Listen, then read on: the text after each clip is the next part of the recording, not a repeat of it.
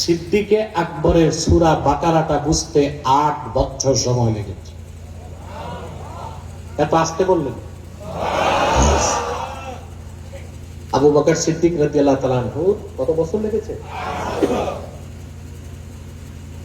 সহজ কথা, এই একটা সূরাতে আল্লাহ তাআলা কত কথা বলেছেন। সূরাটির শুরুতে আল্লাহ তাআলা মানব জাতিকে 3টা ভাগ করছেন। একদল মুমিন, আরেক দল কাফের, আরেক দল মুনাফিক। মানুষ কয়টা শ্রেণী? এই 3 শ্রেণীর বাইরে চতুর্থ কোন শ্রেণী। সূরা বাকারার প্রথম আয়াত থেকে 20 আয়াত পর্যন্ত এই 3 ধরনের মানুষের আলোচনা আল্লাহ এনেছেন। মুমিনদের কথা বলেছেন, কাফেরদের কথা বলেছেন, মুনাফিকদের কথা।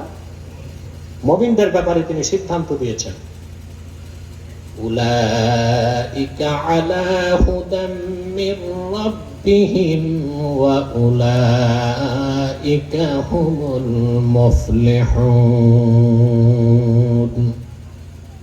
যারা মুমিন, বিশ্বাসী, ঈমানদার, তারা তাদের রবের হেদায়েতের উপর প্রতিষ্ঠিত আছে, আর তারাই চূড়ান্তভাবে সফল হয়ে গেছে। 3 নামে সূরাও আছে, সূরা আল মুমিনুন, সূরা আল মুনাফিকুন, সূরা আল কাফিরুন। মানুষ কয় শ্রেণী?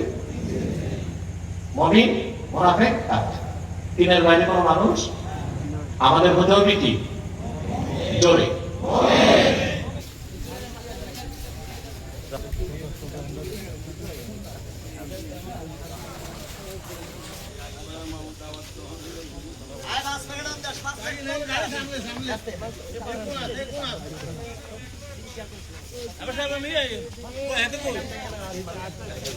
তাই না?